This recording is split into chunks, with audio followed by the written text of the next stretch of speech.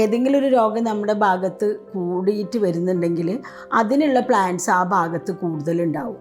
ഇപ്പോഴും അത്തരം പല ചെടികളും ഞാൻ നോട്ട് ചെയ്തിട്ടുണ്ട്. ഇപ്പോൾ പ്രമേഹം നമുക്ക് വളരെ കൂടുതലുണ്ട്. അപ്പോൾ പ്രമേഹത്തിന് പറ്റിയ ചെടികൾ നമ്മുടെ ചുറ്റിലും കൂടുതലുണ്ട്, വളരുന്നുണ്ട്. അപ്പോൾ ഇങ്ങനെയുള്ള പ്രകൃതിയോട് ഇണങ്ങി ചേർന്നിട്ട് പ്രകൃതി മനുഷ്യനും രണ്ടും രണ്ടല്ല, ഒന്നിൽ നിന്ന് ഉത്ഭവിച്ചിട്ടുള്ളതും അത് പരസ്പരം സഹവർത്തിത്തോടെ പോവുകയാണെങ്കിൽ ആ ചെടി തന്നെ നമ്മളോട് ഞാൻ എന്തിനാണ് വന്നതെന്ന് പറയുന്നതാണ്.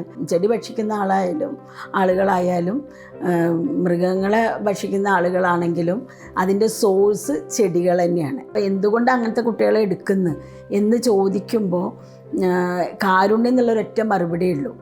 ആക്ച്വലി ആ പേഷ്യൻറ്റിനെ ഞാൻ എടുത്തു കഴിഞ്ഞിട്ട് ആ പേഷ്യൻറ്റിൻ്റെ അമ്മാവനാണ് ആ കുട്ടീനെ കൊണ്ടുവന്നത്. അവർ അസുഖം മാറിക്കഴിഞ്ഞാൽ കുട്ടി ഇപ്പോൾ ജീവിച്ചിരിക്കേണ്ട 25 വർഷത്തിന് ശേഷം കുട്ടി ജീവിച്ചിരിക്കുന്നുണ്ട്. അപ്പോൾ ആ കുട്ടിയുടെ അമ്മാവൻ എന്നോട് പറഞ്ഞു, ഡോക്ടർ ഞാൻ അന്ന് ഈ കുട്ടീനെ കൊണ്ടുവന്നതിന് ശേഷം ഞാൻ വിചാരിച്ചു അയ്യോ വേണ്ടിയില്ലായിരുന്നു, ഡോക്ടറെ അടുത്ത് കൊണ്ടുവരേണ്ടിയില്ലായിരുന്നു. കാരണം ഡോക്ടർ അത്ര ആത്മാർത്ഥമായിട്ടാണ് ചികിത്സിക്കുന്നത്. ഈ കുട്ടി എന്തായാലും മരിച്ചു പോകും, പക്ഷേ ഇവൻ എന്തെങ്കിലും പറ്റിയ ഡോക്ടറെ സ്ഥിതി എന്താവുമെന്നാണ് ഞാൻ ആലോചിച്ചത്. കൊളസ്ട്രോളിന് പലപ്പോഴും മരുന്നിൻ്റെ ആവശ്യമില്ല. അപ്പം ഞാൻ കൊളസ്ട്രോളിന് മരുന്ന് വേണ്ടാന്ന് പറയുമ്പോൾ ഇവരെന്തുകൊണ്ട് ഇങ്ങനെ പറയണമെന്നുള്ള പോലത്തെ ഒരു തോന്നലാണ്. അപ്പം ഞാൻ എക്സ്പ്ലെയിൻ ചെയ്ത് കൊടുക്കും, ഞങ്ങൾ ഫാക്ടറിയിൽ ഉണ്ടാക്കുന്ന മരുന്നുകളാണ് ഞങ്ങൾ പേഷ്യൻസിന് കൊടുക്കുന്നത്. അപ്പോൾ ഞാൻ ഫാക്ടറിയിൽ നിന്ന് ഉൽപ്പാദിപ്പിക്കുന്ന ഒരു മരുന്ന് നിങ്ങൾക്ക് തന്നിട്ട് ഞാൻ പൈസ വാങ്ങാം എനിക്ക്, പക്ഷെ അത് വേണ്ട, നിങ്ങളുടെ ബെനിഫിറ്റിനാണ് ഞാനത് വേണ്ടാന്ന് വെക്കുന്നത് എന്ന് പറയും. പക്ഷെ പലപ്പോഴും പേഷ്യൻസിന് അത് മനസ്സിലാവാറില്ല. ചിലർക്ക് വളരെ റെയറായിട്ട് അലോപ്പതി ഇതിനെതിരല്ലേന്ന്. ഒരിക്കലും അല്ല, അലോപ്പതി ഡോക്ടേഴ്സ് ഒരിക്കലും എതിരല്ല. കൂടാതെ എൻ്റെ ഫാമിലിയിൽ തന്നെ കുറേ അലോപ്പതി ഡോക്ടറുണ്ട്, ബ്രദറാണ് ഡോക്ടർ ജിബു ഗുരുക്കൾ. അപ്പോൾ ഇവരൊക്കെ നമുക്ക് സപ്പോർട്ടീവാണ്. ഇവർ മാത്രമല്ല, ഞാൻ അലോപ്പതി സെക്ടറിൽ വർക്ക് ചെയ്തിരുന്നു. തിരുവനന്തപുരം നിംസിൽ 12 വർഷം ക്യാൻസർ കൺസൾട്ടൻ്റായിട്ട് അവിടെ വർക്ക് ചെയ്തു. അപ്പോഴൊക്കെ ഫുൾ സപ്പോർട്ടാണ് ഇവരൊക്കെ. അതെന്താണെന്ന് വെച്ചാൽ നമ്മൾ ശരിക്കുള്ള രീതിയിൽ ശാസ്ത്രീയമായിട്ട് പഠിച്ച് അനലൈസ് ചെയ്ത് അതിൻ്റെ റിസൾട്ട് കാണിച്ചു കൊടുക്കുമ്പോൾ ആർക്കും ഒരു വിരോധവും ഇല്ല. ഒരു ഡോക്ടർക്കും എതിരല്ല. ആദ്യം വരുന്നൊരു ക്യാൻസർ അതിൻ്റെ ട്രീറ്റ്മെൻറ്റ് കൊണ്ട് മരണമടയുന്ന പേഷ്യൻസിനേക്കാൾ കൂടുതൽ രണ്ടാമത് വരുന്ന ക്യാൻസേഴ്സാണ് അപകടമാവുന്നത്. അപ്പോൾ പലപ്പോഴും നമ്മൾ ആദ്യത്തെ ഒരു ലെവൽ ട്രീറ്റ്മെൻറ്റ് കഴിഞ്ഞാൽ മോഡേണിലുള്ള കുറേ ആളുകൾക്കറിയാം, എന്നാലും അറിയാത്ത ഒരുപാട് ഡോക്ടേഴ്സ് ഉണ്ട്. അവർക്കറിയില്ല ഇതിന് ആയുർവേദത്തിൽ ഫലപ്രദമായിട്ടുള്ള സയൻറ്റിഫിക് ആയിട്ടുള്ളൊരു മെത്തേഡ് ഉണ്ട് എന്ന്. കുറേ വ്യാജവൈദ്യന്മാരുണ്ട് നമ്മുടെ നാട്ടിൽ. അപ്പോൾ അവരൊന്നും ഒരു അനാറ്റമിയോ ഫിസിയോളജിയോ ഒന്നും അറിയാതെയാണ് മരുന്ന് കൊടുക്കുക. അതാണ് ഒരു പഠിച്ചിട്ടുള്ള ഒരു ഓങ്കോളജിസ്റ്റിന് കൂടുതൽ അവരെ ചൊടിപ്പിക്കുന്നത്. ഇപ്പോൾ ഈ തൈറോയിഡ് എന്നൊക്കെ പറയുന്നത് ആക്ച്വലി ഒരു രോഗമേ അല്ല, അതൊരു കണ്ടീഷനാണ്. ആ കണ്ടീഷൻ എന്ന് പറയുമ്പോൾ നമ്മളെ ശരീരത്തിലെ മുഴുവൻ ഹോർമോൺസ് അതിൽ ഭാഗവാക്കാവുന്നുണ്ട്, മീൻസ് അതിൻ്റെ ഒരു ഭാഗമായിട്ട് വരുന്നുണ്ട്. അപ്പോൾ നമ്മൾ ആ ഒരു എക്സാമ്പിൾ പറയുകയാണെങ്കിൽ തൈറോയിഡിനൊക്കെ മെഡിസിൻ കഴിക്കുന്ന പലർക്കും അറിയാം. ഞാൻ ചോദിക്കാറുണ്ട്, നിങ്ങൾ എത്ര വർഷമായി തൈറോയിഡ് മരുന്ന് കഴിക്കുന്നത്? ഇന്ന് വന്നൊരു പേഷ്യൻ്റെ കാര്യമാണ് ഞാൻ മനസ്സിൽ ഓർമ്മ വരുന്നത്. അപ്പോൾ അവർ പറഞ്ഞു 15 വർഷമായി. എൻ്റെ പ്രാക്ടീസിൻ്റെ തുടക്കത്തിലുണ്ടായിരുന്നത് ഇതിനേക്കാൾ കൂടുതൽ തലവേദനകളായിരുന്നു. തലവേദന ഇപ്പോൾ കമ്പാരിറ്റീവ്ലി കുറഞ്ഞിട്ടുണ്ട്, പക്ഷേ എനിക്ക് തോന്നുന്നത് എല്ലാവരും ഡോക്ടർ നിർദ്ദേശം ഇല്ലാണ്ട് പാരസെറ്റമോളോ അതുപോലുള്ള മരുന്നുകളോ വാങ്ങി കഴിക്കുന്നതുകൊണ്ടാവണം. പക്ഷേ ആ തലവേദന അവിടെ കുറഞ്ഞതിന് പകരം മറ്റു രോഗങ്ങൾ വന്നിരിക്കുന്നു. രോഗി സൽഗുണ സമ്പന്നനാവണം എന്നാണ്.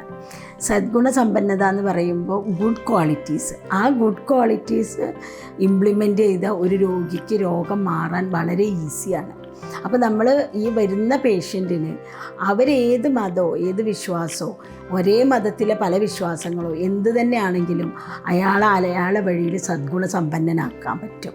അങ്ങനെയുള്ള ആക്കി കഴിയുമ്പോൾ നമ്മൾ കൊടുക്കുന്ന മരുന്ന് 1% എഫക്റ്റിന് പകരം 100% എഫക്റ്റ് ചെയ്യും. മെഡിസിനൽ വാല്യൂ ഇല്ലാത്ത ഒരു ചെടിയും ഇല്ല എന്നാണ്. ഇപ്പോൾ ഒരു സ്റ്റോറി ഉണ്ട്. പഴയ കാലത്ത് നാഗാർജുന എന്ന് പറഞ്ഞ ഒരു ആചാര്യൻ പഠിച്ചു കഴിഞ്ഞ് വന്നതിന് ശേഷം ഗുരു പറഞ്ഞു, ഔഷധ ഗുണമില്ലാത്ത ഏതെങ്കിലും ഒരു ചെടി പറിച്ചിട്ട് വരാൻ. അപ്പോൾ ഈ ആചാര്യൻ തിരിച്ചു വന്നത് ഒരു ചെടിയും പറിക്കാതെയാണ്. അപ്പോൾ പറഞ്ഞു, ഞാനൊരു ചെടി പോലും ഔഷധ ഗുണമില്ലാത്തത് കണ്ടില്ല. അപ്പം അത് ആയുർവേദത്തിൽ അങ്ങനെ പറയും, ഔഷധ ഗുണമില്ലാത്ത ഒരു ചെടിയും ഇല്ല, ഉപകാരമില്ലാത്ത ഒരു മനുഷ്യനും ഇല്ല, മന്ത്രമല്ലാത്ത ഒരു അക്ഷരവും ഇല്ല.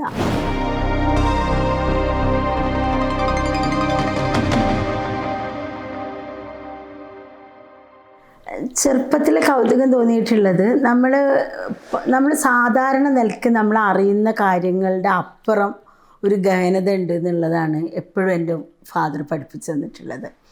അപ്പം നമ്മളിപ്പോൾ സാധാരണ ഇപ്പോൾ ഒരു ചെടി എന്ന് പറയുമ്പോൾ നമ്മൾ ആ ചെടിക്ക് ഒരു ഗുണം, ഇപ്പോൾ ഒരു കുറുന്തോട്ടി എന്ന് എക്സാമ്പിൾ എടുക്കുകയാണെങ്കിൽ കുറുന്തോട്ടി വാദത്തിനാന്ന് പറയും. അപ്പോൾ ഉപ്പ അതിൻ്റെ കൂടെ നമ്മളോട് പറഞ്ഞു തരുന്ന കാര്യങ്ങളെന്ന് പറഞ്ഞാൽ അത് വാദത്തിനോടൊപ്പം വേറെ ഏതൊക്കെ രോഗങ്ങൾക്ക് ഉപയോഗിക്കാം എന്നുള്ള രീതിയിൽ പറഞ്ഞുതരും. അപ്പോൾ ഈ ഒരു സാധനം നമ്മൾ വാതരോഗത്തിന് ഇത് ഉപയോഗിക്കുമ്പോൾ നമ്മുടെ ശരീരത്തിലുള്ള മറ്റ് അവയവങ്ങളിൽ ഇതെങ്ങനെ പ്രവർത്തിക്കുന്നത് ആ രീതിയിലാണ് പഠിപ്പിച്ചു തന്നിരുന്നത്. പിന്നീട് കോളേജിൽ പോയപ്പോഴും അങ്ങനെ തന്നെയാണ്. ഇപ്പോൾ നമ്മളിപ്പോൾ സാധാരണ ആയുർവേദത്തിനെ പറ്റിയിട്ട് അധികം റിസർച്ച് ഇല്ല എന്നാണ് പലരും വിചാരിക്കുന്നത്.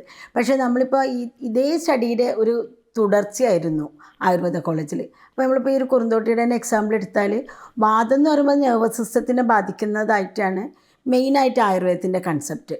നമ്മളിപ്പോൾ മറ്റ് മോഡലിലേക്ക് വരുമ്പോൾ മറ്റുള്ള രക്തത്തിലൊക്കെ ഉണ്ടാവും, പക്ഷേ അതൊക്കെ വേറെ, അതൊക്കെ വലിയ ആ സബ്ജക്റ്റിലേക്ക് പോകുന്നില്ല. അപ്പോൾ അങ്ങനെ നമ്മൾ നോക്കുമ്പോൾ ഒരേ മെഡിസിന് നെർവസ് സിസ്റ്റത്തിൽ എങ്ങനെയാണ്, റീപ്രൊഡക്റ്റീവ് സിസ്റ്റത്തിൽ എങ്ങനെയാണ്, സ്കിന്നിന് എങ്ങനെയാണ്, മുടിയിൽ എങ്ങനെയാണ്, അങ്ങനെ പറഞ്ഞു തരും. പിന്നെ അത് കൂടാതെ ഒരു തിയറി ഉണ്ടായിരുന്നു. ഇപ്പോൾ നമുക്ക് ഏതെങ്കിലും ഒരു രോഗം നമ്മുടെ ഭാഗത്ത് കൂടിയിട്ട് വരുന്നുണ്ടെങ്കിൽ അതിനുള്ള പ്ലാന്റ്സ് ആ ഭാഗത്ത് കൂടുതലുണ്ടാവും. ഇപ്പോഴും അത്തരം പല ചെടികളും ഞാൻ നോട്ട് ചെയ്തിട്ടുണ്ട്.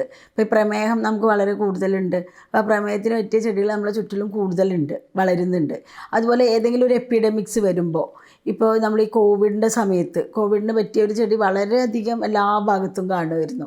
അപ്പോൾ ഇങ്ങനെയുള്ള പ്രകൃതിയോട് ഇണങ്ങി ചേർന്നൊരു പ്രകൃതി മനുഷ്യനും രണ്ടല്ല ഒന്നിൽ നിന്ന് ഉത്ഭവിച്ചിട്ടുള്ളതും അത് പരസ്പരം സഹവർത്തിത്തോടെ പോവുകയാണെങ്കിൽ ആ ചെടി തന്നെ നമ്മളോട് ഞാൻ എന്തിനാണ് വന്നതെന്ന് പറയുന്നതാണ് ആലങ്കാരികമായിട്ട് എൻ്റെ ഉപ്പ പറഞ്ഞു തന്നിരുന്നത്. പിന്നീട് ഞാൻ പഠിച്ചത് ഫറൂഖ് കോളേജിൽ ബോട്ടണിയാണ്.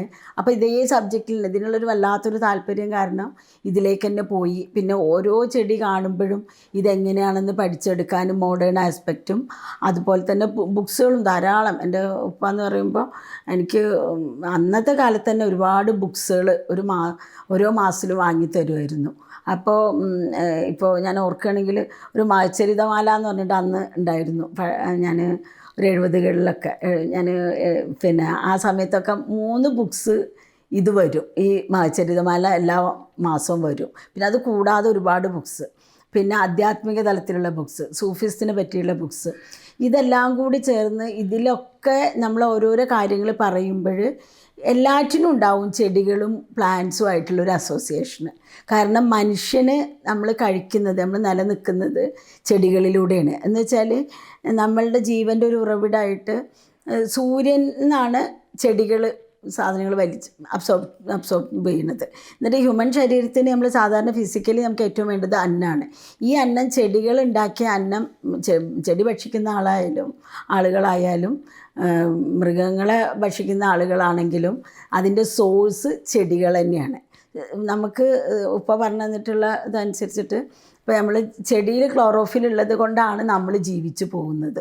അപ്പോൾ നമ്മൾ ശരീരത്തിൽ പലതരം കോശങ്ങളിൽ അന്നമയ കോശം എന്നൊരു കോശവും അങ്ങനെയാണ് ഒരു വിഭജനമുണ്ട്. അപ്പോൾ അന്നമയ കോശങ്ങളെ ഉത്തേജിപ്പിക്കാനും അതിനെ വളർത്താനും സഹായിക്കുന്നത് ഈ ചെടികളാണ്.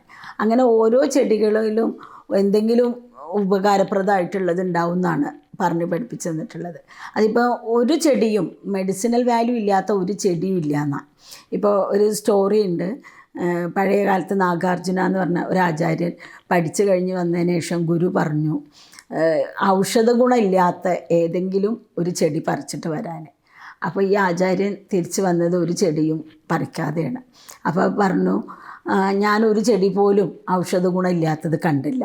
അപ്പം അത് ആയുർവേദത്തിൽ അങ്ങനെ പറയും, ഔഷധ ഗുണമില്ലാത്ത ഒരു ചെടിയും ഇല്ല, ഉപകാരമില്ലാത്ത ഒരു മനുഷ്യനും ഇല്ല, മന്ത്രമല്ലാത്ത ഒരു അക്ഷരവും ഇല്ല, അങ്ങനെ പറയാറുണ്ട്. അത് സന്ദർഭവശാൽ പറഞ്ഞു എന്നേ ഉള്ളൂ. അങ്ങനെ ഇതിനോടുള്ളൊരു കൗതുകം കൂടി വരികയും പിന്നീട് ഞാൻ ജനറ്റിക് എഞ്ചിനീയറിങ്ങിന് പോകണമെന്നായിരുന്നു ആഗ്രഹം, ഈ ചെടികളോടുള്ള താല്പര്യം കാരണം. പക്ഷേ അപ്പോൾ എൻട്രൻസ് ഓരോ ഡിഗ്രി കഴിഞ്ഞിട്ട് പല എൻട്രൻസ് എഴുതുന്നതിൽ ആയുർവേദത്തിനോടും താല്പര്യമുണ്ട്, അതല്ലെങ്കിൽ ജനറ്റിക് എഞ്ചിനീയറിങ്, ഈ 2 ഇതിലായിരുന്നു. അപ്പോൾ ആയുർവേദം തന്നെ കിട്ടിയപ്പോൾ അതിന് പോയി. അത് വളരെ പാഷനോട് കൂടിയിട്ട് ആണ് പഠിച്ചെടുത്തത്.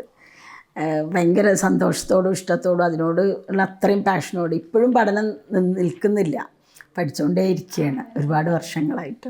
ഓരോ പേഷ്യൻറ്റിനെയും ഞാൻ കാണുന്നത് എൻ്റെ സ്വന്തമായിട്ട്, അല്ലെങ്കിൽ ഇപ്പോൾ ചിലരെന്നോട് പറയും എന്നെ മോളെ എന്നെ ഉമ്മാനെ പോലെ കാണണം, അല്ലെങ്കിൽ ചിലർ പറയും എന്നെ അനിയത്തീനെ പോലെ കാണണം, കുട്ടികളൊക്കെ അങ്ങനെ പറയുമ്പോൾ ഞാൻ ആലോചിക്കാറുണ്ട്, എനിക്ക് ഉമ്മയായിട്ടും അല്ലെങ്കിൽ അനിയത്തിയായിട്ടും കണ്ടില്ലെങ്കിൽ പോലും എൻ്റെ മുന്നിൽ വരുന്ന ഒരു പേഷ്യൻ്റ് ആണെന്ന് മാത്രം കരുതിയാൽ പോലും എനിക്ക് വളരെയധികം ആത്മാർത്ഥത്തോടെയാണ് ഞാൻ അവരെ ചികിത്സിക്കുന്നത്. ഇപ്പോൾ ഞാൻ ക്യാൻസറിൻ്റെ ചികിത്സയാണ് കാര്യമായിട്ട് ഏറ്റവും കൂടുതൽ ചെയ്യുന്നത്, ആരും പോവാത്തൊരു ഫീൽഡ് എന്നുള്ള നിലക്ക്. അപ്പോൾ എൻ്റെ അടുത്ത് ആദ്യം വന്ന ക്യാൻസർ പേഷ്യൻറ്റിനെ ഞാൻ എന്തുകൊണ്ട് ട്രീറ്റ്മെൻറ്റ് അത് ചെയ്തു, എന്തുകൊണ്ട് ആ കുട്ടീനെ ഏറ്റെടുത്തു. ആ കുട്ടി കോമയിലുള്ളൊരു കുട്ടിയായിരുന്നു. അതാണ് എൻ്റെ ഫസ്റ്റ് എക്സ്പീരിയൻസ് ആയിരുന്നു. അപ്പോൾ എന്തുകൊണ്ട് അങ്ങനത്തെ കുട്ടികളെ എടുക്കുന്നു എന്ന് ചോദിക്കുമ്പോൾ കാരുണ്യം എന്നുള്ളൊരൊറ്റ മറുപടിയേ ഉള്ളൂ. ആക്ച്വലി ആ പേഷ്യൻറ്റിനെ ഞാൻ എടുത്തു കഴിഞ്ഞിട്ട് ആ പേഷ്യൻറ്റിൻ്റെ അമ്മാവനാണ് ആ കുട്ടീനെ കൊണ്ടുവന്നത്. അവർ അസുഖമൊക്കെ മാറിക്കഴിഞ്ഞ് ആ കുട്ടി ഇപ്പോൾ ജീവിച്ചിരിക്കേണ്ട 25 വർഷത്തിന് ശേഷം കുട്ടി ജീവിച്ചിരിക്കുന്നുണ്ട്. അപ്പോൾ ആ കുട്ടിയുടെ അമ്മാവൻ എന്നോട് പറഞ്ഞു, ഡോക്ടറെ ഞാൻ അന്ന് ഈ കുട്ടീനെ കൊണ്ടുവന്നതിന് ശേഷം ഞാൻ വിചാരിച്ചു അയ്യോ വേണ്ടിയില്ലായിരുന്നു, ഡോക്ടറെ അടുത്ത് കൊണ്ടുവരേണ്ടിയില്ലായിരുന്നു, കാരണം ഡോക്ടർ അത്ര ആത്മാർത്ഥമായിട്ടാണ് ചികിത്സിക്കുന്നത്, ഈ കുട്ടി എന്തായാലും മരിച്ചു പോകും, പക്ഷേ ഇവനെന്തെങ്കിലും പറ്റിയ ഡോക്ടറെ സ്ഥിതി എന്താവും എന്നാണ് ഞാൻ ആലോചിച്ചത്. അപ്പോൾ അത്രയും നമ്മൾ ആത്മാർത്ഥമായിട്ടാണ് ഓരോരുത്തരോടും ചെയ്യുന്നത്. അതിലെനിക്ക് നല്ല റിസൾട്ടും നല്ല സന്തോഷമാണ്. പിന്നെ അതൊരു ഭയങ്കര പാഷനേറ്റായിട്ട് ഇപ്പം ഞാൻ വിചാരിക്കാറുണ്ട്, ഇപ്പം നമ്മളൊരു പ്രിസ്ക്രിപ്ഷൻ എഴുതുമ്പോൾ പലപ്പോഴും പല പേഷ്യൻസും എന്നോട് ചോദിക്കാറുണ്ട്, ഇതേ മരുന്ന് ഞാൻ അപ്പുറത്തുനിന്ന് കഴിച്ചിട്ടുണ്ട് എന്നിട്ട് എനിക്ക് മാറിയിട്ടില്ല, പിന്നെ എന്താ ഡോക്ടർ അത് എഴുതുന്നത്. അപ്പം ഞാൻ പറയാം അതൊരു കോമ്പിനേഷനാണ്. നമ്മളൊരു പ്രിസ്ക്രിപ്ഷൻ എന്ന് പറയുമ്പോൾ ഒരു കലാകാരൻ ഒരു ചിത്രം വരക്കുന്ന പോലെയാണെന്ന് എനിക്ക് തോന്നും. നമുക്ക് അവൈലബിൾ ആയിട്ടുള്ള കുറേ തിയറികളുണ്ടാവും. അപ്പോൾ അതുപോലെ കുറേ കളേഴ്സ് ഉണ്ടെങ്കിൽ നമ്മൾ ആ കളേഴ്സ് എല്ലാം ചാലിച്ചെടുത്ത് ഒരു പുതിയ ചിത്രം വരക്കുന്ന പോലെയാണ്. തിയറീസൊക്കെ ഇവിടെ ഉള്ളത് തന്നെയാണ്. അത് ഓരോ ആളുകൾക്ക് വേണ്ടി ഏതൊരു കോമ്പിനേഷനിൽ ഉപയോഗിക്കുന്നു എന്നുള്ളതിൻ്റെ അതിൻ്റെ ഒരു ഡെഡിക്കേഷനും അതിന് വേണ്ടിയിട്ടുള്ളൊരു അർപ്പണം എനിക്ക് എൻ്റെ ജീവൻ തന്നെയാണത്. അങ്ങനെയാണത് പോകുന്നത്. അതിൻ്റെ ഒരു വലിയ സന്തോഷമുണ്ട്. പക്ഷെ ചില സന്ദർഭങ്ങളിലും ഇല്ലെങ്കിലും നെഗറ്റീവായിട്ടുള്ള അനുഭവങ്ങൾ ഉണ്ടാവാറുണ്ട്. ഞാൻ സീരിയസ് ആയിട്ട് എടുക്കാറില്ല. എന്നാലും ഇപ്പോൾ നമ്മളിപ്പോൾ അവർ പേഷ്യൻസ് ചിലരിപ്പോൾ എല്ലാം കൊമേഴ്ഷ്യലാണല്ലോ, അപ്പോൾ അതിനിടയിൽ അവർ ചിലപ്പോൾ ചോദിക്കും, ഒരു ഡൗട്ട് പോലെ ചോദിക്കുക. എനിക്ക് വലിയ സങ്കടമാണ്. എന്താണെന്ന് വെച്ചാൽ ഒരു എക്സാമ്പിൾ പറയുകയാണെങ്കിൽ കൊളസ്ട്രോളിന് പലപ്പോഴും മരുന്നിൻ്റെ ആവശ്യമില്ല. അപ്പം ഞാൻ കൊളസ്ട്രോളിന് മരുന്ന് വേണ്ടാന്ന് പറയുമ്പോൾ ഇവരെന്തുകൊണ്ട് ഇങ്ങനെ പറയണമെന്നുള്ള പോലത്തെ ഒരു തോന്നലാണ്. അപ്പോൾ ഞാൻ എക്സ്പ്ലെയിൻ ചെയ്ത് കൊടുക്കും, ഞങ്ങൾ ഫാക്ടറിയിൽ ഉണ്ടാക്കുന്ന മരുന്നുകളാണ് ഞങ്ങൾ പേഷ്യൻസിന് കൊടുക്കുന്നത്. അപ്പോൾ ഞാൻ ഫാക്ടറിയിൽ നിന്ന് ഉൽപ്പാദിപ്പിക്കുന്ന ഒരു മരുന്ന് നിങ്ങൾക്ക് തന്നിട്ട് ഞാൻ പൈസ വാങ്ങാം എനിക്ക്, പക്ഷെ അത് വേണ്ട, നിങ്ങളുടെ ബെനിഫിറ്റിനാണ് ഞാനത് വേണ്ടാന്ന് വെക്കുന്നത് എന്ന് പറയും. പക്ഷെ പലപ്പോഴും പേഷ്യൻസിന് അത് മനസ്സിലാവാറില്ല, ചിലർക്ക് വളരെ റെയറായിട്ട്. അതുപോലെ തന്നെ പല പേഷ്യൻസിനോടും ഇപ്പോൾ ഈ മത്സ്യമാംസങ്ങളൊക്കെ കഴിക്കണ്ട എന്നൊക്കെ പറയുമ്പോൾ, അല്ലെങ്കിൽ ഫുഡിലുള്ള റെസ്ട്രിക്ഷനൊക്കെ പറയുമ്പോൾ അവരുടെ വിഷമം കാണുമ്പോൾ ആ ദിവസങ്ങളിൽ ഞാനും കൂടി അതുപോലെ വ്രതം എടുത്തിട്ടാണ് ചെയ്യുക. ഇതൊന്നും നമ്മൾ പേഷ്യൻസിനോട് പറയില്ല. പിന്നെ അവരറിയാതെ അവർക്ക് വേണ്ടിയിട്ട് ഒരുപാട് കാര്യങ്ങൾ ചെയ്തു കൊടുത്തുകൊണ്ടാണ് പോകുന്നത്. അതൊന്നും ഇപ്പോൾ പൂർണ്ണമായിട്ട് അവരറിഞ്ഞോളണമെന്നില്ല, പക്ഷേ അവർക്ക് ആ റിസൾട്ട് കിട്ടുമ്പോൾ നമുക്ക് കിട്ടുന്നൊരു സന്തോഷമുണ്ട് ഇതിൻ്റെ എല്ലാം കൂടി കോമ്പിനേഷനായിട്ട്. അതാണ് എൻ്റെ ജീവനും ജീവിതവും ഒക്കെ അങ്ങനെയാണ് പോണത്.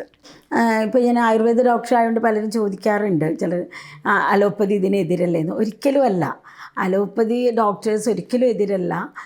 കൂടാതെ എൻ്റെ ഫാമിലിയിൽ തന്നെ കുറേ അലോപ്പതി ഡോക്ടറുണ്ട്, ബ്രദറാണ് ഡോക്ടർ ജിബു ഗുരുക്കൾ.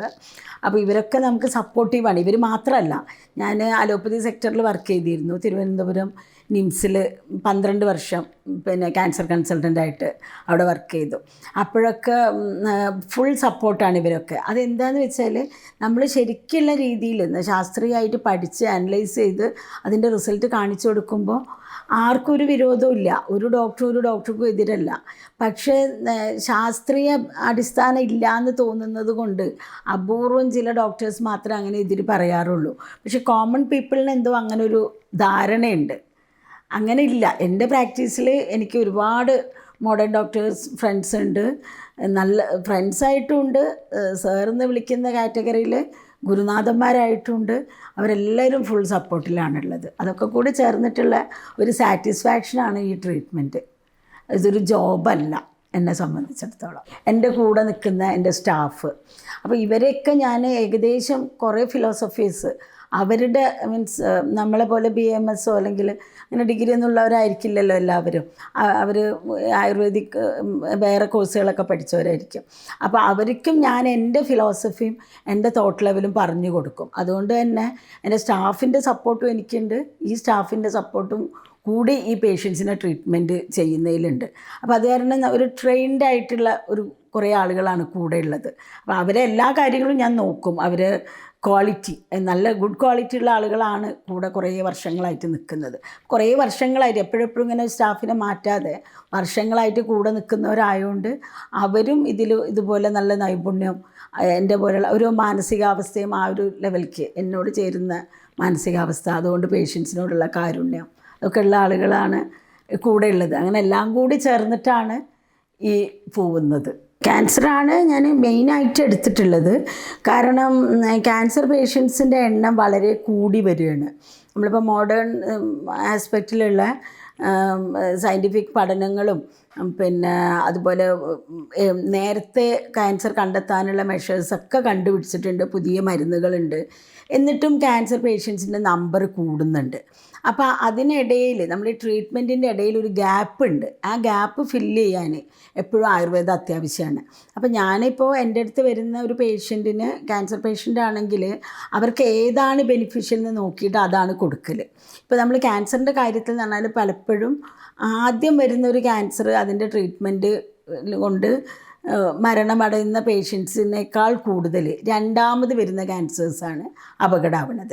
അപ്പോൾ പലപ്പോഴും നമ്മൾ ആദ്യത്തെ ഒരു ലെവൽ ട്രീറ്റ്മെൻറ്റ് കഴിഞ്ഞ് കഴിഞ്ഞാൽ മോഡേണിലുള്ള കുറേ ആളുകൾക്കറിയാം, എന്നാലും അറിയാത്ത ഒരുപാട് ഡോക്ടേഴ്സ് ഉണ്ട്. അവർക്കറിയില്ല ഇതിന് ആയുർവേദത്തിൽ ഫലപ്രദമായിട്ടുള്ള സയൻറ്റിഫിക് ആയിട്ടുള്ളൊരു മെത്തേഡ് ഉണ്ടെന്ന്. അതിന് കാരണം എന്താണെന്ന് വെച്ചാൽ നമ്മളിപ്പോൾ കുറേ ആളുകൾ പിന്നെ കുറേ വ്യാജവൈദ്യന്മാരുണ്ട് നമ്മുടെ നാട്ടിൽ. അപ്പോൾ അവരൊന്നും ഒരു അനാറ്റമിയോ ഫിസിയോളജിയോ ഒന്നും അറിയാതെയാണ് മരുന്ന് കൊടുക്കുക. അതാണ് ഒരു പഠിച്ചിട്ടുള്ള ഒരു ഓങ്കോളജിസ്റ്റിന് കൂടുതൽ അവരെ ചൊടിപ്പിക്കുന്നത്. അപ്പോൾ എല്ലാവരും ആ കാറ്റഗറിയിലെല്ലാം അറിയാത്തവർ കുറച്ചേ ഉള്ളൂ. അപ്പോൾ നമ്മൾ ഇങ്ങനെ ക്യാൻസർ ട്രീറ്റ് ചെയ്ത് കുഴപ്പമില്ല, അല്ലെങ്കിൽ കീമോതെറാപ്പി കഴിഞ്ഞു, അല്ലെങ്കിൽ കീമോതെറാപ്പി വേണ്ടാന്ന് പറഞ്ഞു, അല്ലെങ്കിൽ കീമോതെറാപ്പിക്ക് പേഷ്യൻറ്റ് പറ്റൂല എന്നുള്ള സ്ഥിതിയിലൊക്കെ വരുന്ന ആളുകൾക്ക് പലപ്പോഴും അവർ വിചാരിക്കും അവർ സേഫാന്ന്. ആക്ച്വലി അവർ സേഫല്ല. അപ്പോൾ ആ സമയത്ത് പിന്നെ അതിന് ഈ വരുന്ന ഗ്യാപ്പിൽ നമ്മൾ കൊടുക്കുന്ന ട്രീറ്റ്മെൻറ്റുകളാണ് ഇവരെ ജീവൻ രക്ഷിക്കാൻ ഉതകുന്നത്. എൻ്റെ ഒരു അഭിപ്രായത്തിൽ ഞാൻ കണ്ട എൻ്റെ 25 വർഷത്തെ പ്രാക്ടീസിനിടയിൽ എനിക്ക് മനസ്സിലായത്, ഇത്തരം ട്രീറ്റ്മെൻറ്റ് ചെയ്യുന്നതിനോടൊപ്പം അത് ഏത് കാറ്റഗറിയാണ് എന്താണെന്നുള്ളത് വേർതിരിച്ച് എടുത്തതിന് ശേഷം ഈ ആയുർവേദ മരുന്ന് ഇപ്പോൾ നമ്മൾ ഡെവലപ്പ് ചെയ്ത് ഞാനായിട്ട് 53 മെഡിസിൻസ് ഡെവലപ്പ് ചെയ്തെടുത്തിട്ടുണ്ട്. അതിന് കേരള ഗവൺമെൻറ് ലൈസൻസും ഉണ്ട്. ആ പ്രോഡക്ട്സും ഒക്കെ അതുപോലെയുള്ള മരുന്നുകൾ എവിടെയാണ് യൂസ് ചെയ്യേണ്ടത് എന്നുള്ളതാണ് പ്രധാനം. അതുപോലെ യൂസ് ചെയ്ത് കഴിയുമ്പോൾ നല്ല റിസൾട്ടാണ് വരുന്നത്. അപ്പോൾ അങ്ങനെ നോക്കുമ്പോൾ കൂടുതൽ പേഷ്യൻസ് വരുന്നത് ക്യാൻസർ പേഷ്യൻസാണ്. പിന്നെ അത് കൂടാതെ വരുന്നതിൽ ലൈഫ് സ്റ്റൈൽ ഡിസീസ് എന്ന് പറഞ്ഞാൽ കൊളസ്ട്രോള്, ഷുഗർ, തൈറോയിഡ് ഇപ്പോൾ അതുപോലെ കയറി വരികയാണ്. അതുപോലെ ഫാറ്റി ലിവർ. ഈ രോഗങ്ങളൊന്നും ആക്ച്വലി ഒരു രോഗമാണെന്ന് പോലും പറയാനില്ല. നമ്മൾ ലൈഫ് സ്റ്റൈൽ മാറ്റാനുള്ളവർക്ക് നമ്മളെ അടുത്ത് വന്നു കഴിഞ്ഞ് ആ ലൈഫ് സ്റ്റൈലിൻ്റെ കാര്യങ്ങളൊക്കെ പറഞ്ഞു കൊടുത്ത് ഇടയ്ക്കൊന്ന് വന്ന് കാണണമെന്ന് പറയേണ്ട ആവശ്യങ്ങളെ പല രോഗങ്ങളിലും ഉള്ളൂ.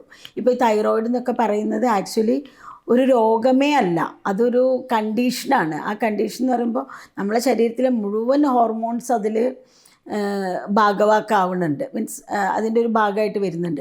അപ്പോൾ നമ്മൾ ആ ഇപ്പോൾ ഒരു എക്സാമ്പിൾ പറയുകയാണെങ്കിൽ തൈറോയിഡിനൊക്കെ മെഡിസിൻ കഴിക്കുന്ന പലർക്കും അറിയാം. ഞാൻ ചോദിക്കാറുണ്ട്, നിങ്ങൾ എത്ര വർഷമായി തൈറോയിഡ് മരുന്ന് കഴിക്കുന്നത്? അപ്പോൾ ഇന്ന് വന്നൊരു പേഷ്യൻ്റെ കാര്യമാണ് ഞാൻ മനസ്സിൽ ഓർമ്മ വരുന്നത്. അപ്പോൾ അവർ പറഞ്ഞു 15 വർഷമായി. ഈ 15 വർഷം മുമ്പ് നിങ്ങൾ എന്തിനു വേണ്ടിയിട്ടാണ് ഡോക്ടറെ കാണിച്ചത്? അപ്പോൾ അവർ പറഞ്ഞു അവർക്ക് വണ്ണം കൂടുതലായിരുന്നു, പിന്നെ കോൺസ്റ്റിപ്പേഷൻ ഉണ്ടായിരുന്നു, പിന്നെ ക്ഷീണം, പല ലക്ഷണങ്ങളും പറഞ്ഞു.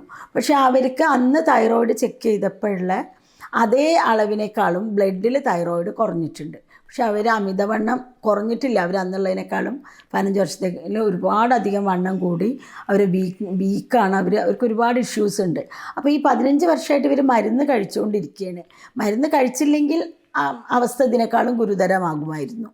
അത് വേറെ കാര്യം. അതാണ് അവിടെ ആ മോഡേൺ മെഡിസിൻ എൻ്റെ അളവിൽ കഴിച്ചുകൊണ്ടാണ് ഇങ്ങനെയുള്ളത്.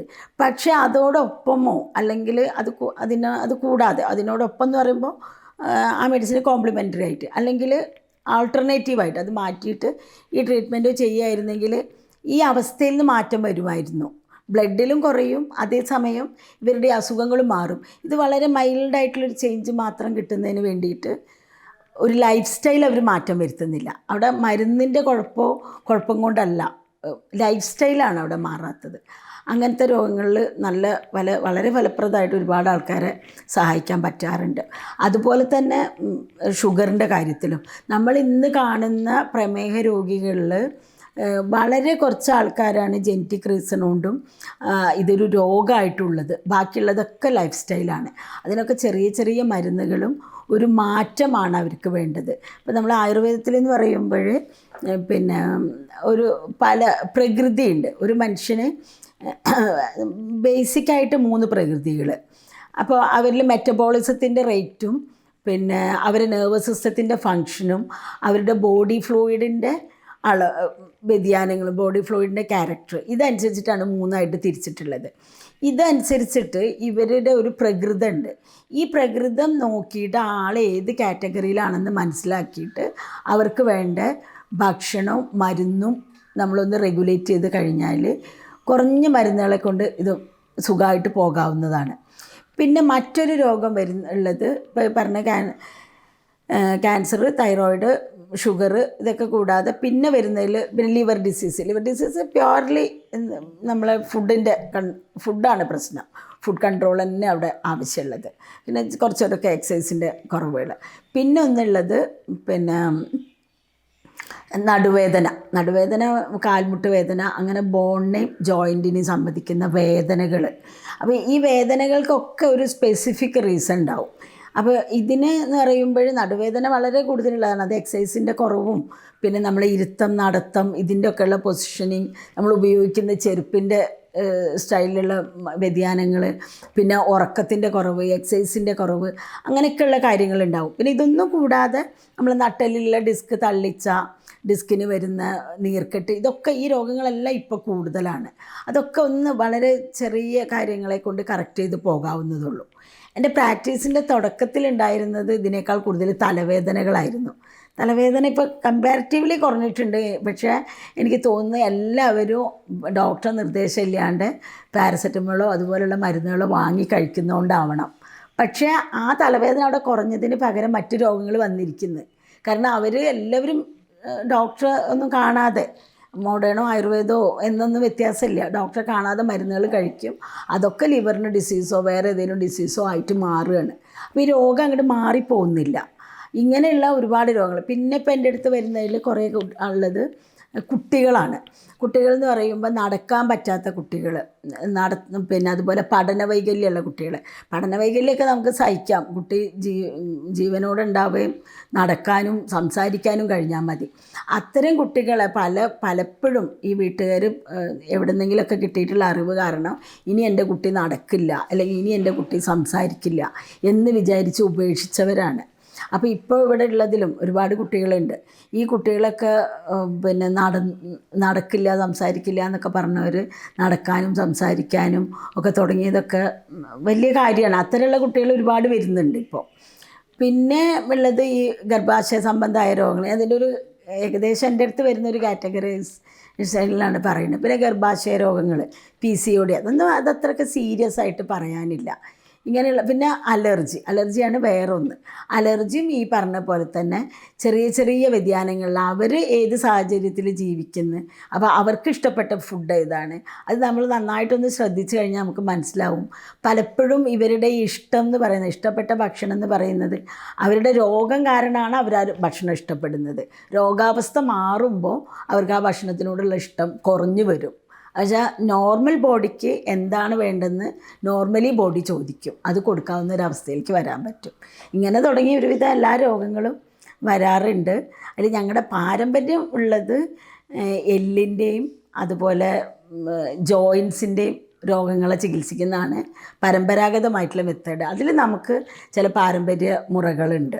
മർമ്മ ചികിത്സ എന്ന് പറയുമ്പോൾ നമുക്കിപ്പോൾ പെയിൻ ഒരു ഏരിയയിലാണെങ്കിൽ അതിൻ്റെ കേട് വേറെ ഏരിയയിലായിരിക്കും. ഇപ്പോൾ നമ്മൾ പറയാം കാലിൻ്റെ മടമ്പിനും തള്ളവിരലിനാണ് വേദനയെങ്കിൽ അതിൻ്റെ മർമ്മ തെറാപ്പി അനുസരിച്ചിട്ട് അതിന് ട്രീറ്റ് ചെയ്യേണ്ടത് ചിലപ്പോൾ നട്ടലുള്ള ഏതെങ്കിലും ഒരു കശേരുവിനായിരിക്കും. കാരണം ആ നട്ടലിൽ നിന്ന് അതുവഴി പോകുന്ന ആ ഭാഗത്തേക്ക് പോകുന്ന നെർവിനുള്ള കംപ്രഷനായിരിക്കും ഈ പെയിനിന് കാരണം. അപ്പോൾ നമ്മൾ ആ കംപ്രഷനുള്ള ഏരിയയിൽ ഇപ്പോൾ പേഷ്യൻ്റ് കാലുവേദനയായി വരുമ്പോൾ നമ്മൾ നട്ടലിന് വേദന ഉണ്ടോ ചോദിച്ചാൽ ഇല്ല എന്ന് പറഞ്ഞാലും അവിടെ ആ കംപ്രഷനുള്ള ഏരിയയ്ക്ക് വേണ്ട ട്രീറ്റ്മെൻറ്റ് മരുന്നായിട്ടും തൈലൊക്കെ ആയിട്ട് കൊടുക്കുമ്പോൾ അത് മാറും. ഇതാണ് ഞങ്ങൾ ശരിക്കും പാരമ്പര്യ രീതി.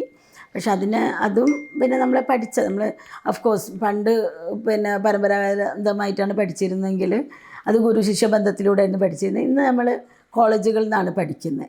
പക്ഷേ രണ്ടും കൂടി സമന്വയിച്ച് പോകുന്നതുകൊണ്ട് നമുക്ക് കൂടുതൽ ഒരു റിസൾട്ട് കിട്ടും. അതാണുള്ളത്.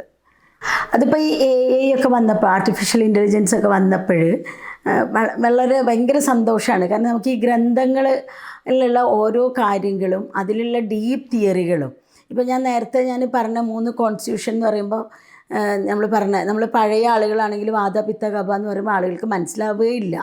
അവർ വിചാരിക്കുന്നത് ഒരു മലയാളത്തിലുള്ളൊരു വേർഡായിട്ടാണ്. ആക്ച്വലി ഇതൊരു സാൻസ്ക്രിറ്റ് വേർഡാണ്. ആ വേർഡിൻ്റെ മീനിങ് അപ്പോൾ ഇതിൽ പറഞ്ഞു കഴിഞ്ഞു. പക്ഷെ ആ പേരിലല്ല പറയണത്. അപ്പോൾ നമ്മൾ ഈ പുതിയ കാര്യങ്ങൾ ഇതിലേക്ക് അഡാപ്റ്റ് ചെയ്യുമ്പോൾ ഇതിൻ്റെ തിയറി കൂടുതൽ വ്യക്തമാവാണ്. ഓരോ കാര്യത്തിലും ഓരോ നിമിഷം നമ്മളത് അറിഞ്ഞുകൊണ്ടിരിക്കുകയാണ്. ഇപ്പം ഞാൻ OSTD ഗ്രൂപ്പ് ഇതിൽ സയൻറ്റിസ്റ്റാണ്. അപ്പോൾ ഒരുപാട് വർഷങ്ങളായി അതിൽ വർക്ക് ചെയ്യുന്നുണ്ട്. അപ്പോൾ അതിൽ അവർ ഓപ്പൺ സോഴ്സ് ഡ്രഗ് ഡിസ്കവറി എന്ന് പറയും. അതൊരു ഇന്ത്യ ഗവൺമെൻറ്റും ഇംഗ്ലണ്ടും കൂടിയൊക്കെയുള്ളൊരു കൊളോക്കിയാണ് ഇതാണ്.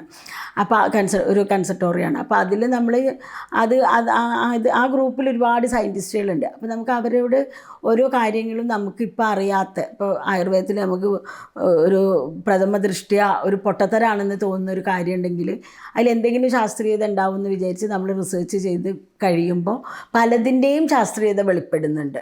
ചില കാര്യങ്ങൾ ഇപ്പോഴും നമ്മൾ ഉപേക്ഷിക്കേണ്ടി വരും. മേ ബി വേറൊരു ഭാവിയിൽ അതിൻ്റെ ഇത് കണ്ടെത്തിയെന്ന് വരാം, അല്ലെങ്കിൽ കണ്ടെത്തിയില്ല എന്നും വരാം. അങ്ങനെയുള്ള കുറേ കാര്യങ്ങൾ. അപ്പോൾ നമുക്ക് സയൻസിൻ്റെ ഗ്രോത്തും ഒരു കണക്കിൽ പറഞ്ഞാൽ ആയുർവേദത്തിന് വളരെയധികം മറ്റുള്ള ഏത് ശാസ്ത്രത്തിനേക്കാളും ഉപകാരപ്രദമായിട്ടാണ് വരുന്നത്. ശാസ്ത്രത്തിൻ്റെ വളർച്ച നമുക്ക് വളരെയധികം ഉപകാരപ്രദമാണ്. കാരണം ഇപ്പോൾ ഒരു നെല്ലിക്കയുടെ ഒരു ഉദാഹരണം എടുക്കുകയാണെങ്കിൽ, നെല്ലിക്കയിൽ വൈറ്റമിൻ സി ഉണ്ടെന്നും അത് ഏത് അളവിലാണെന്നും ഇതൊന്നും നെല്ലിക്കയിലെ വൈറ്റമിൻ സിക്കുള്ളൊരു പ്രത്യേകത എന്ന് പറഞ്ഞാൽ വേവിച്ചാൽ പോവാത്ത ടൈപ്പ് വൈറ്റമിൻ സി ആണ് ഇതിൽ കിട്ടുന്നത്. ഇതൊന്നും ഇപ്പം അന്ന് ശാസ്ത്രം ഇതായിട്ട് കണ്ടുപിടിച്ചതല്ലല്ലോ. അന്ന് മൈക്രോസ്കോപ്പ് ഇല്ലാണ്ട് തന്നെ കണ്ടുപിടിച്ചതാണ്. പക്ഷേ ഇന്നിപ്പോൾ നമുക്കത് വിശ്വസിക്കണോ വേണ്ടേ എന്നുള്ളൊരു ഡൗട്ട് വരുമ്പോഴേക്കും ഇതൊരു ലാബിൽ അങ്ങോട്ട് കൊടുക്കേണ്ട പണിയേ എല്ലാം നമുക്ക് കിട്ടി. ഇതുപോലെ തന്നെയാണ് ഇപ്പോൾ ക്യാൻസർ സെല്ലിൻ്റെ കാര്യം. ക്യാൻസർ സെല്ല് എന്ന് പറയുമ്പോൾ ക്യാൻസറിനെ പറ്റിയിട്ട് പറയുമ്പോൾ ഈ ശാസ്ത്രത്തിനെ പറ്റിയിട്ട് പറഞ്ഞു വന്നപ്പോൾ പറയാമെന്നുള്ളൂ. നമ്മൾ ക്രിസ്തുവിന് മുമ്പ് 2500 വർഷങ്ങൾക്ക് മുമ്പാണ് സുശ്രുത സംഹിതയിൽ ക്യാൻസറിനെ പറ്റി എഴുതിയിട്ടുള്ളത്. അപ്പോൾ ക്യാൻസർ എന്നുള്ളതിന് ഉപയോഗിച്ചിട്ടുള്ള വേർഡ് സാൻസ്ക്രിറ്റ് വേർഡ് അർബുദം എന്നാണ്. അർബുദം എന്ന് പറഞ്ഞാൽ ഇന്യൂമറബിൾ നമ്പർ ഓഫ് സെൽസ് എന്നാണ്. ഇൻഫിനിറ്റ് എന്ന് വെച്ചാൽ എണ്ണാൻ കഴിയാത്ത അത്രയും നമ്പർ ഓഫ് സെല്ല് എന്നാണ് ആ രോഗത്തിൻ്റെ പേര് തന്നെ ഇട്ടിട്ടുള്ളത്. പക്ഷേ ഹിപ്പോക്രാറ്റസ് എന്ന് പറഞ്ഞാൽ മോഡേൺ മെഡിസിൻ്റെ ഫാദർ ഓഫ് മെഡിസിൻ എന്ന് പറയുന്ന ഹിപ്പോക്രാറ്റസ് ഈ വന്നിട്ടുള്ളത് ക്രിസ്തുവിന് 537 വർഷം മുമ്പാണ്. അപ്പോൾ ആ കാലഘട്ടത്തിൽ അദ്ദേഹം അതിന് പേരിട്ടുള്ളത് ക്യാൻസർ എന്ന് പറയുമ്പോൾ ഒരു ക്രാബ് പോലെ, ഞണ്ട് പോലെ ഉള്ളൊരു വസ്തു പൊങ്ങി വരുന്നതിനാണ് ആ പേര് കൊടുത്തിട്ടുള്ളത്. അപ്പോൾ ഈ പേരിലേ നമുക്ക് മനസ്സിലാക്കാം ക്യാൻസർ എന്ന് പറഞ്ഞാൽ സെല്ലുകളുടെ എണ്ണം പെരുകുന്നതാണ്. അപ്പോൾ ഇവിടെ ആയുർവേദത്തിൽ അതിന് അർബുദമെന്നും മറ്റേ ശാസ്ത്രത്തിൽ അങ്ങനെയും ക്യാൻസർ എന്നും വിളിച്ചു. പക്ഷേ ഇത് ഏതിനേക്കാൾ നല്ലതാണെന്ന് പറയാനല്ല, പക്ഷേ ഇങ്ങനെയുള്ള കാര്യങ്ങൾ അവർ മൈക്രോസ്കോപ്പ് ഇല്ലാതെ ഏതോ രീതിയിൽ കണ്ടെത്തിയിരുന്നു. ആ രീതി ഏതാണെന്നുള്ളത് നമുക്കിപ്പോൾ അറിയില്ല. അത്രയേ ഉള്ളൂ ആയുർവേദത്തിൻ്റെ കാര്യം. അപ്പോൾ ആ രീതി ഏതാണെന്ന് അറിഞ്ഞില്ലെങ്കിലും നമുക്കത് കണ്ടുപിടിക്കാനുള്ള അവസരം ഇപ്പോൾ മോഡേൺ സയൻസിലുണ്ട്. അത് വളരെ സന്തോഷകരമായിട്ടുള്ളൊരു അറിവും അതുപോലെ തന്നെ പൊതുജനങ്ങൾക്ക് ഏറ്റവും ഉപകാരപ്രദമാണ്. കാരണം നമ്മൾ സയൻറ്റിഫിക് തിങ്കിങ് ആണ് നമ്മൾ ഡെവലപ്പ് ചെയ്തെടുക്കേണ്ടത്. അപ്പോൾ ആ സയൻറ്റിഫിക് വേയിലേക്ക് ഇത് കൊണ്ടുവരാൻ പറ്റുന്ന രീതിയിൽ ഇപ്പോൾ ശാസ്ത്രം വളർന്നു കഴിഞ്ഞിട്ടുണ്ട്. രോഗിക്കും രോഗിയുടെ ആളുകൾക്കും അവനവൻ എടുക്കുന്ന ചികിത്സ എന്താണെന്നും അതിൻ്റെ ശാസ്ത്രീയ വശം എന്താണെന്നും അറിയാനുള്ള അവകാശമുണ്ട്. ഇപ്പം നമ്മൾ ഇപ്പോൾ ചിലരൊക്കെ എന്നോട് വന്ന് ചോദിക്കാറുണ്ട്, മറ്റ് സ്ഥലങ്ങളിൽ നിന്നും നെറ്റിൽ നിന്നൊക്കെ കിട്ടിയ അറിവുകൾ ഇൻകംപ്ലീറ്റ് ആയിട്ട് ഇതെങ്ങനെയാണ് ചോദിക്കാറുണ്ട്. അപ്പം ഞാൻ എൻ്റെ ഒരു മെത്തേഡ് അനുസരിച്ചിട്ട് ഞാൻ അവർക്ക് അവരുടെ രോഗം എന്താണെന്നുള്ളതിൽ നന്നായിട്ട് അവരെ പറഞ്ഞ് മനസ്സിലാക്കി കൊടുക്കും. അത് അവരുടെ അവകാശമാണ്. ഇപ്പം നമ്മൾ ആ ഒരു എന്താണ് എനിക്ക് വന്നതെന്ന് അറിയാനുള്ള അവകാശം മരുന്ന് കഴിക്കുന്നത് പോലെ തന്നെ അവർക്കുണ്ട്. അത് വലിയൊരു ആശ്വാസകരമാണ്. അത് സയൻറ്റിഫിക്കായിട്ട് പറഞ്ഞു കൊടുക്കാൻ പറ്റുക എന്ന് പറയുന്നത്. ഞാൻ എൻ്റെ കോഴ്സ് കഴിഞ്ഞ് 1997 ഞാൻ പ്രാക്ടീസ് തുടങ്ങുന്നത്. ആ കാലഘട്ടത്തിൽ ക്യാൻസർ പേഷ്യൻസിൻ്റെ അസുഖം മാറിയിട്ട് എന്നെ ഇൻ്റർവ്യൂകൾ ചെയ്തിരുന്നു കുറേ പത്രങ്ങളിലൊക്കെ. അന്നത്തെ പത്രങ്ങളൊക്കെ ബ്രെയിൻ ട്യൂമറിന് ആയുർവേദ രക്ഷയായി എന്നൊക്കെ പറഞ്ഞിട്ട് മനോരമ മുതലായ പത്രങ്ങളൊക്കെ, ചില പത്രങ്ങളൊക്കെ ഫസ്റ്റ് പേജിൽ തന്നെ ഇട്ടിരുന്നു. അതുപോലെ ദൂരദർശൻ തുടങ്ങിയിട്ടുള്ള ഒരുപാട്, പിന്നെ ഏഷ്യാനെറ്റ് ഒക്കെ 2000 ഏഷ്യാനെറ്റിൽ അഭിമുഖം വന്നത്. അതൊക്കെ വന്നിട്ടുണ്ടായിരുന്നു. പക്ഷേ നമ്മൾ അത്തരം ഇൻ്റർവ്യൂസ് കൊടുക്കുന്നതൊഴിച്ച് വേറെ യാതൊരു തരം അഡ്വർടൈസ്മെൻറ്റും കൊടുക്കാറില്ല. ഇപ്പോൾ ഈ അന്നത്തെയൊക്കെ കാലത്ത് എന്ന് പറയുമ്പോൾ പത്രങ്ങളിൽ ക്ലാസിഫൈഡ് അഡ്വർടൈസ്മെൻറ്റിൽ കൊടുക്കും, പിന്നെ അതുപോലെ മാഗസിൻസിൽ കൊടുക്കും. അങ്ങനെ ഒന്നും കൊടുത്തിരുന്നില്ല. ഇപ്പോഴും ഇല്ല അങ്ങനത്തെ അഡ്വർടൈസ്മെൻറ്റ്. ഇപ്പം ഞാൻ എൻ്റെ കൂടെ കുറച്ച് സ്റ്റുഡൻസും അതുപോലെ ഈ ആയുർവേദക്കാർ തന്നെ ഈ ശാസ്ത്രം പുറത്ത് കൊണ്ടുവരണമെന്ന് ആഗ്രഹിക്കുന്ന കുറച്ച് ആളുകളുള്ളതുകൊണ്ട് യൂട്യൂബിലൂടെ ചില അനുഭവങ്ങളും ഒക്കെ പങ്കുവെക്കാറുണ്ട്. അല്ലാത്ത നിലക്ക് യാതൊരുവിധ പരസ്യങ്ങളും ഇല്ല. ഇത് ഇത്രയും ആളുകൾ ഇവിടെ വന്ന് സുഖമായിപ്പോയത് രോഗം മാറിയ ആളുകൾ പറഞ്ഞ് കേട്ടിട്ടാണ്. അപ്പോൾ ഞാൻ ഇവിടെ വരുന്ന ആളുകൾക്ക് നമ്മൾ രജിസ്ട്രേഷൻ്റെ സമയത്ത് കൊടുക്കുന്ന ഒരു ഫോമുണ്ട്. അതിൽ ഞാൻ അവരോട് എഴുതാൻ പറയും, നിങ്ങൾ എന്തുകൊണ്ട് ഈ സ്ഥാപനം തിരഞ്ഞെടുത്തത്. അതിൽ എപ്പോഴും വരുന്ന മറുപടി വളരെ സന്തോഷകരമാണ്. കാരണം അവരെപ്പോഴും പറയും, ഏതെങ്കിലും ആളുകൾക്ക് മാറിയ കഥ അവർക്ക് പറയാനുണ്ടാവും. ഇന്ന ആളുകൾക്ക് മാറിയത് കണ്ടിട്ട് അവർ പറഞ്ഞിട്ടാണ് വരുന്നത്. അതിൽ പരം സന്തോഷം വേറെ ഇല്ല. പിന്നെ നമ്മളെന്താ പറയുക, ഇതൊരു പാഷനും നമ്മളെ ഒരു ജീവിതത്തിൽ ഏറ്റവും സന്തോഷമുള്ളൊരു കാര്യമാണ് ചികിത്സിച്ചുകൊണ്ടേ ഇരിക്കുക എന്നുള്ളത്. അതാണ് അതിൻ്റെ പ്രധാനമായിട്ടുള്ള കാര്യം. അത് എൻ്റെ ഉപ്പ സൂഫി വഴിയിലുള്ള ഒരാളാണ്. അതിന് പ്രത്യേകത എന്ന് പറഞ്ഞാൽ നമ്മൾ ഖുർആനും ഇസ്ലാമികതയും അതിൻ്റെ ഡീപ്പായിട്ട് പഠിക്കും. എന്ന് വെച്ചാൽ നമുക്ക് വേറെ ഏതെങ്കിലും ഇസങ്ങളായിട്ടൊന്നുമില്ല. സൂഫിസം എന്ന് എൻ്റെ കൺസെപ്റ്റിൽ അങ്ങനെ ഒരു ഇസം എന്ന് പോലും പറയാൻ പാടില്ല എന്നാണ്. വെച്ചാൽ നമ്മൾ എല്ലാവരും പറയും ഞാനാണ് ശരിയെന്ന്. നമ്മൾ പറയുന്നത് ഞാൻ ശരിയാണ്, അപ്പുറത്തിരിക്കുന്നവരും ശരിയാണ് എന്നാണ്. കാരണം എല്ലാവരിലും ഉള്ള ചൈതന്യം ഒരേ റബ്ബിൻ്റെ തന്നെയാണ്. ഒരേ റബ്ബാണ് എല്ലാവരെയും സൃഷ്ടിച്ചിട്ടുള്ളത്. ഈ റബ്ബ് അള്ളാഹു ഊതിയിട്ടുള്ള റൂഹാണ് എല്ലാ മനുഷ്യരിലും ഉള്ളത്. അപ്പോൾ എല്ലാ മനുഷ്യരും ഈ റൂഹിനെയും കൊണ്ട് നടക്കുന്നവരാണ്. അത് ഓരോരോ വഴികളിലാണ് അവരുടെ സന്തോഷങ്ങളും അവരുടെ തെറ്റും കുറ്റങ്ങളും കാര്യങ്ങളൊക്കെ ഉണ്ട്. അപ്പോൾ ഞാൻ കണ്ടതിലുള്ള ഒരു പ്രധാന വ്യത്യാസം നേരത്തെ ഈ പറഞ്ഞതാണ്. ഞാൻ ശരിയാണ്, മറ്റവനും ശരിയാണ്. ആ ശരികളുടെ ഇടയിലുള്ള ചില നമ്മളെ സാമൂഹികപരമായിട്ടും പിന്നെ അറിവുകേടുകളെ കൊണ്ടുള്ള ചില വ്യതിയാനങ്ങളുണ്ടാവും. അത് നമ്മൾ ഈ ഒരു വഴിയിൽ ഡീപ്പായിട്ട് ചിന്തിക്കുകയാണെങ്കിൽ ചെറിയൊരു ടച്ചിങ് കൊണ്ട് ഇത് മനസ്സിലാക്കി കൊടുക്കാവുന്നതാണ്. അപ്പോൾ ഇതിലുള്ളൊരു കാര്യം എന്ന് പറയുമ്പോൾ, ഒരു പേഷ്യൻ്റ് നമ്മളടുത്ത് വന്ന് കഴിയുമ്പോൾ അവനെ ഹീൽ ചെയ്യാനുള്ളൊരു പവർ അവനിൽ തന്നെ ഉണ്ട് എന്നുള്ളത് ബോധ്യപ്പെടുത്തി കൊടുക്കാൻ നമുക്ക് ഈ വഴിയിൽ കഴിയും.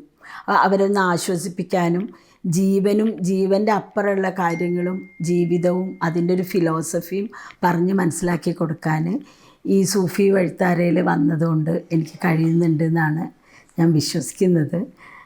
എൻ്റെ പേഷ്യൻസിൻ്റെ അടുത്ത് കിട്ടിയിട്ടുള്ള അവരെ അഭിപ്രായത്തിൽ നിന്ന് ഞാൻ മനസ്സിലാക്കുന്നത് അങ്ങനെയാണ്. എത്രത്തോളം ഉണ്ട് എന്നുള്ളത് പിന്നെ എന്നെ അറിയാവുന്നവർ പറയണം. ഇതെൻ്റെ ഒരു തോന്നലാണ്. ഉപ്പാൻ്റെ ജീവിതകാലത്തിൽ എന്ന് പറയുമ്പോൾ ഉപ്പ എല്ലാ കാര്യത്തിലും വളരെ ഒരു സിസ്റ്റമിക്കായിട്ട് ഒരുപാട് കാര്യങ്ങൾ ഞങ്ങളെ പഠിപ്പിച്ച് തന്നിട്ടുണ്ട്. ഉപ്പ എപ്പോഴും പറയുക, ആരൊക്കെ എന്തൊക്കെ തെറ്റ് ചെയ്താലും നമ്മൾ നേർവഴിക്കായിരിക്കണം. നമ്മളെ വഴി നേരിൻ്റെ വഴി നേരെ, അതാണ് പറയല്. പിന്നെ നമ്മളുടെ ഈ ഒരു വഴിയിൽ വരുന്നതിൻ്റെ ഭാഗമായിട്ട് പറയുന്ന കുറേ കാര്യങ്ങളുണ്ട്. നമ്മൾ ഉപേക്ഷിക്കേണ്ട ചില കാര്യങ്ങൾ, കാമം, ക്രോധം, മതം, മാത്സര്യം, ലോഭം, ഇച്ഛാ, ദ്വേഷം എന്ന് പറഞ്ഞിട്ട്. അതിലൂടെ ഈ കാമം എന്ന് പറഞ്ഞ വേർഡ് കൊണ്ട് ഉദ്ദേശിക്കുന്നത് ആഗ്രഹങ്ങളാണ്.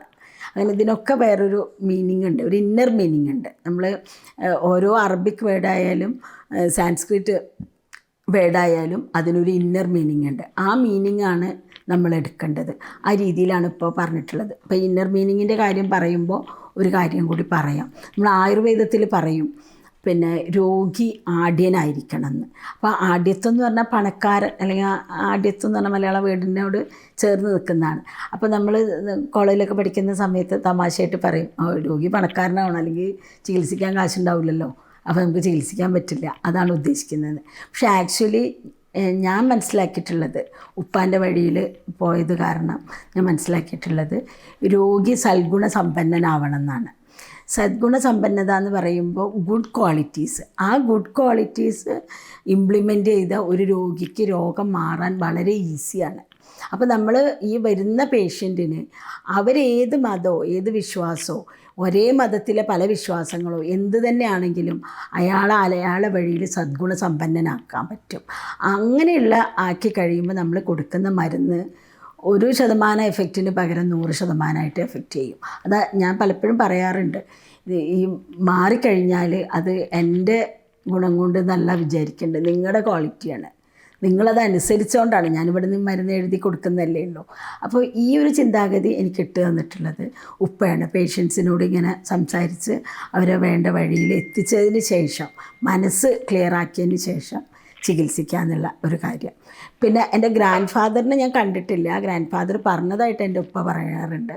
എൻ്റെ ഉപ്പാനോട് ഗ്രാൻഡ് ഫാദർ ചോദിച്ചു, വലിയ കുട്ടിയൊക്കെ ആയി എങ്ങടാണ് ജോബ് എന്താ തിരഞ്ഞെടുക്കണമെന്നുള്ള കാര്യത്തിലെത്തിയപ്പോൾ ചോദിച്ചു, നിനക്ക് എന്താ തൊഴിൽ നീ ആഗ്രഹിക്കണമെന്ന് ചോദിച്ചപ്പോൾ ഉപ്പ പറഞ്ഞു, എനിക്ക് വൈദ്യം പഠിക്കണമെന്ന്. അപ്പോൾ എൻ്റെ ഗ്രാൻഡ് ഫാദർ പറഞ്ഞു എന്നാണ് കേൾക്കുന്നത്, വൈദ്യം പഠിക്കുന്നത് എന്തിനാണ്? പണം ഉണ്ടാക്കാനാണെങ്കിൽ നീ കൈക്കോട്ടും എടുത്തിട്ട് പറമ്പിലേക്ക് ഇറങ്ങിക്കോ, നമുക്കൊരുപാട് ഭൂമിയുണ്ട്, അവിടെ ചെയ്താൽ മതി പണത്തിനാണെങ്കിൽ.